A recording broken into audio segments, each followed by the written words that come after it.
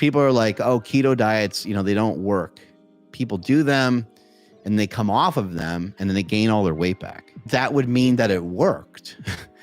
If you lost weight, right? So you lost weight, correct? And then how did you gain weight? Well, you gained weight by going back to your old strategy. So to me, that's not fair in saying that it didn't work. When you were following it, it worked. And there's not a diet plan that you can just look at on paper and then not follow and have it work. Like, it doesn't work that way. You have to actually do it. Once you discontinue doing it, you don't continually reap the rewards of whatever diet protocol it was you were following. I think one of the really interesting things that came with the sugar diet was this idea of like, hey, let's look at this from a different perspective.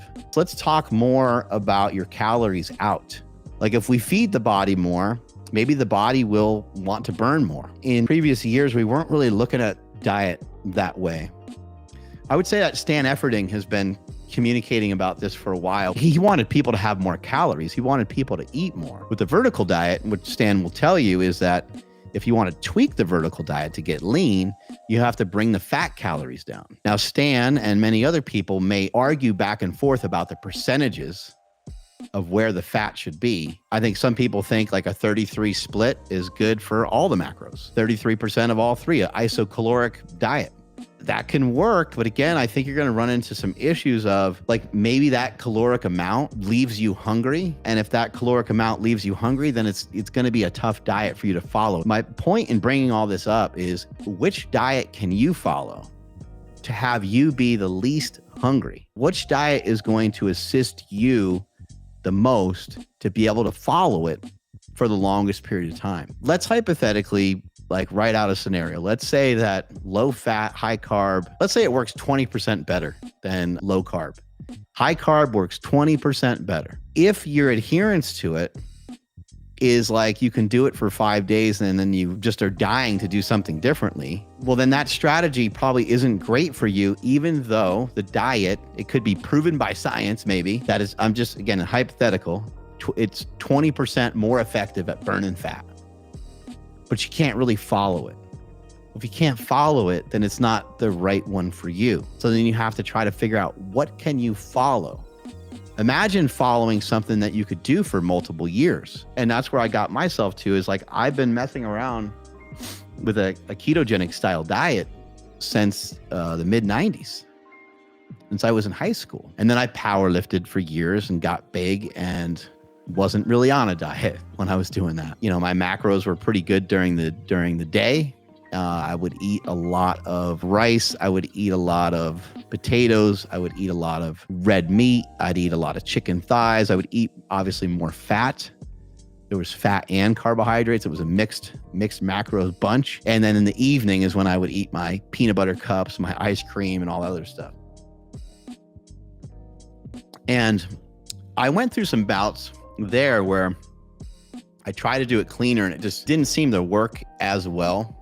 There's multiple reasons for that probably, but I used to love to eat some bagels and stuff like that before bench pressing, and just certain things that's got to be kind of fun. There's a lot of elements to diet that go well above and beyond what you're eating.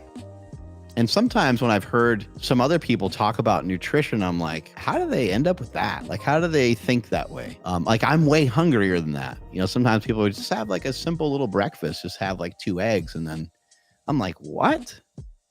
How the hell do you eat just 2 eggs? That's going to make me ravenously hungry. If that's the point of it, then I get it. Maybe induce some hunger and get the metabolism kind of revving. But damn, like, that seems brutal. I would rather not eat at all than to just eat like 2 or 3 eggs. And I'm not a huge eater. Like, I'm not going to eat like 12 eggs. I'm going to have, I don't know, maybe 5 or something like that, maybe 6 if I was to eat some eggs. So it doesn't matter if a diet is necessarily more effective or not. What matters is, can you follow it? And that's why I'm trying to give you guys options. I don't care about what style of diet that you follow. I just have been, over the years, been explaining the styles of diet that I've been using and that I've been utilizing. I get excited about it because it's been helpful to me. It's been like life altering to me in a lot of ways. Nutrition has been incredible. And I also just love learning about it. We sometimes think that there's not any tricks and not any secrets, and sometimes we do think that there's some tricks and secrets. To me, it seems like there are these like little nuanced things that happen within the body that seem to give us some cool benefits. Like ketones, like for those of you that have researched it and looked into ketones and looked into ketogenic diets and have done ketogenic diets, there's something there. There's something there. There's something with a ketogenic diet. We got to give the ketogenic diet some credit. There's also some inconveniences of it. And that's the thing. It's like, which style of diet are you going to pick that has the least amount of inconveniences? Because for you personally, at the moment right now, if you're listening to this, you're probably somebody that's interested in losing weight and specifically losing body fat. How can you get yourself to a point where you can follow something consistently for a long period of time? Like, we're not just talking about a couple days or a couple of weeks. Even with some of the diets that pop up here and there, people are like, oh, those aren't long term. Well, it's okay if something's not long term, as long as it just bridges a gap to get you into another diet, because you always have to have some sort of protocol. Almost everybody needs some sort of dietary intervention to keep their body weight at some reasonable amount. Why not just have access to some different styles of diets? You know, I've been doing higher carb stuff for a while now. It does seem kind of awesome. I have this like metabolic freedom to just eat the hell out of carbohydrates. I never was into counting calories, and I more than likely never will be. But when I was competing in bodybuilding, I did have a meal plan, which is similar to counting calories. That meal plan was probably about 3,500 calories. What was it? It was a low-fat diet, modest carbohydrates, because Ani Rambod was like, you don't really eat carbs, so I don't want to find out what happens if you start to eat a lot of carbs. So a high day for me back then was like 300 grams of carbs.